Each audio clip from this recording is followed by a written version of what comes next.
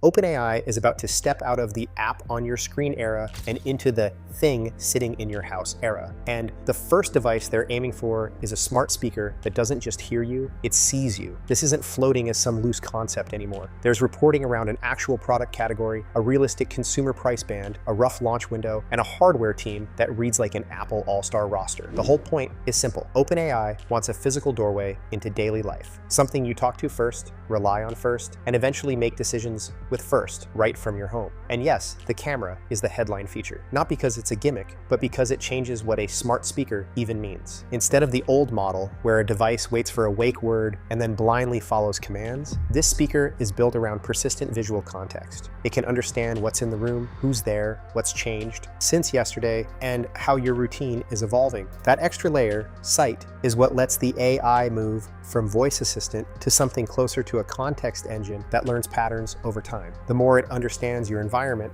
the more it can respond like it actually knows what's going on, instead of guessing from a single sentence. The reported price target is in the $200 to $300 range, and the earliest internal timing being discussed points to around February 2027. That timeline matters because it signals planning at a real consumer scale, cost targets, supply chain conversations, manufacturing constraints, and a longer roadmap. Smart speakers have been around forever, but the category basically hit a ceiling. Most of them still operate like glorified remote controls, keyword detection, simple actions, and those awkward moments where the assistant confidently does the wrong thing. The shift OpenAI is chasing is from command and response to awareness and adaptation. In this design, the device isn't just waiting, it's observing and building context from what it sees and hears. That's what unlocks features that don't really work in today's speaker ecosystem, like identity-level purchasing. One of the first concrete uses tied to the camera is face-based approvals, described at a level comparable to Face ID. The idea is that you can authorize actions, including purchases, with a glance, and that connects directly to something ChatGPT has already been moving toward: shopping and decision support inside conversation. If you can search, compare, and choose products through dialogue, the next step is making the purchase flow frictionless. Put that inside a physical device that lives in your home, and suddenly buying decisions can start with talking instead of searching. That's the strategic land grab here. For decades, search engines captured intent the moment you typed a query. E-commerce platforms then built massive ecosystems around rankings, placement, and shelf logic. OpenAI is trying to position itself before all of that. At the moment, preferences are forming and decisions are being shaped. If they succeed, the way attention and money move across the internet starts bending in a different direction. But internally, the pitch goes beyond shopping. This isn't being framed like another smart home hub. It's being framed more like an AI butler, an ambient layer that notices patterns and nudges you when it thinks something is off. Because it has continuous context, it can infer things that don't come from a single command. Sleep patterns drifting later, stress signals before a big day, routines collapsing when you're overloaded. One example that's been mentioned is the system noticing repeated late nights ahead of an important meeting and pushing you toward better rest. That kind of interaction shifts the relationship from automation to something more personal, which is exactly where the privacy tension becomes unavoidable. A phone camera feels controlled because you pick up the phone, point it, and use it intentionally. A stationary device with a camera inside your home feels different because it's ambient. So privacy won't be a side note here. It's the core acceptance barrier. OpenAI appears to know that, and reporting suggests there's dedicated leadership focused specifically on device-level privacy work. Still, none of that matters if users don't feel like they are the one in control. What's captured, what's processed, what stays local, what's stored, and what can be disabled. The design philosophy behind this speaker is being treated like a religion. The product is being shaped with LoveFrom, the design firm founded by Jony Ive, alongside OpenAI's internal hardware group. And even though he's not publicly listed as an OpenAI employee, he's described as having final authority on design decisions, with reports saying he shows up at the San Francisco office regularly. Inside the team, the vibe is apparently less, what do we want, and more, what would Jony approve? That tells you how central design is to the strategy, and the team powering this effort is stacked with Apple DNA. Tang Tan, a 25-year Apple veteran, led product design work tied to iPhone and Apple Watch, and served as a critical bridge between design vision and mass manufacturing reality. Evans Hankey, who took over industrial design leadership after Ive at Apple, is now running industrial design at OpenAI. Scott Cannon is tied to supply chain operations. Adam Q is focused on software foundations for future devices. Ben Newhouse leads product research with an emphasis on audio-centric AI infrastructure. And there's dedicated engineering leadership specifically around device privacy. That Apple influence shows up in process too. LoveFrom's reputation is secrecy, slow iteration, and obsessive refinement. That can be painful inside a company where software teams are used to shipping quickly and learning in public. Hardware design is different, and when perfection collides with rapid iteration culture, tension is basically guaranteed. Reporting suggests some OpenAI staff find the pace frustrating because changes take longer and the reasoning behind decisions isn't always widely shared. But that's also how iconic hardware tends to get built. To make that process work, the hardware group runs with its own cadence and even its own physical separation. While OpenAI's main headquarters is in Mission Bay, the device team reportedly operates from an office near Jackson Square in San Francisco, close to LoveFrom's location. That separation isn't just geography, it reinforces a different culture, longer time horizons, tighter secrecy, and product shaping over feature shipping. Zoom out and the bigger motive becomes obvious. OpenAI has already proven the software business can print money. Reporting has referenced annualized revenue around $20 billion.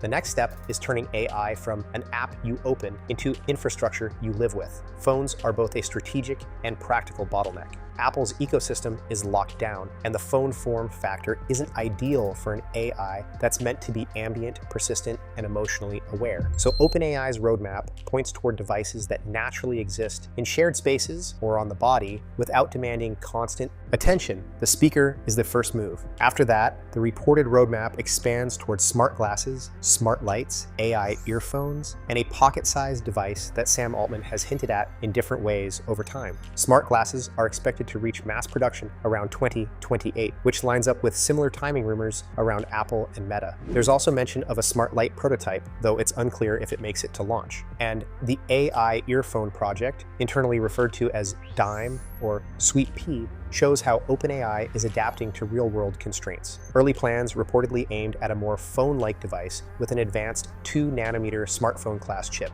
But supply pressures, especially around high bandwidth memory and rising costs, forced a change. So the strategy shifted: launch an audio-first version earlier, then scale into higher-end configurations later when economics and supply improve. It's a presence-first, perfection-later approach. Get into the real world, then level up.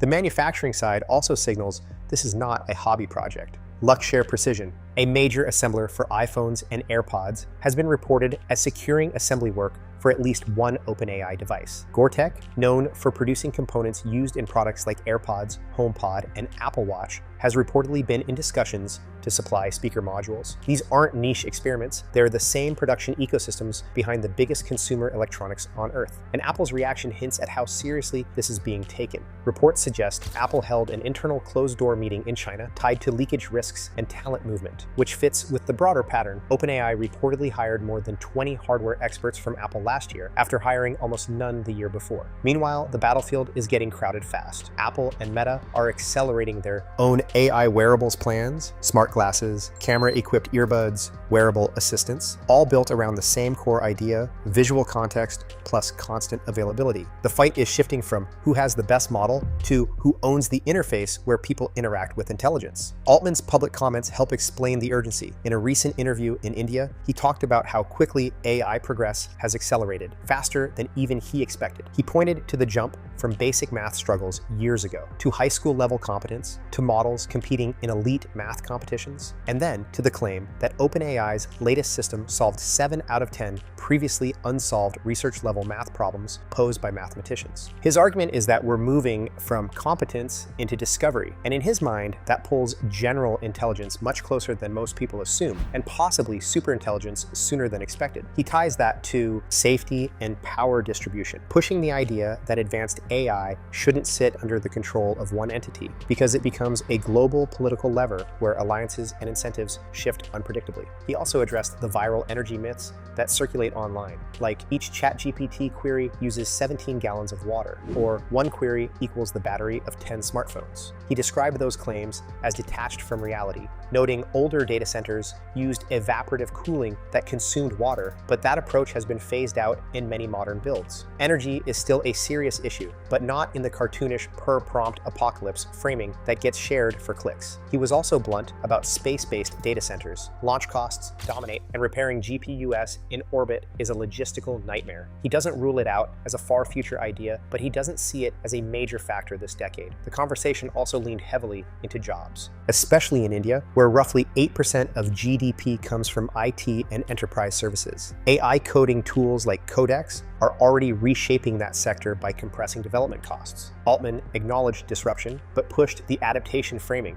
Programmers move up the abstraction stack, output increases, and new categories of work emerge. He described India as OpenAI's fastest growing market for Codex, with entrepreneurial energy spiking compared to just a year earlier. He also dropped a brutal lesson about timelines. He mentioned meeting a large company that planned to prepare for AI over several years, and he described that kind of plan as a catastrophic mistake. AI isn't moving at enterprise planning speed. Companies that take years to respond can lose relevance before their plan even finishes. Personal questions came up too. Altman talked openly about choosing to hold no equity in OpenAI early on, and called it one of the worst decisions he's made, motivated by avoiding conflicts when OpenAI operated as a nonprofit. He spoke about being exhausted by constant criticism no matter which direction he turns. When asked about reconciling with Elon Musk, he said that's not happening, while still acknowledging Musk's strengths in physical engineering and team motivation. And one small moment hit harder than the rest. When asked what he would never ask ChatGPT, his answer was simple. He wouldn't ask it how to be happy. He'd rather ask a wise person. Put all of that together,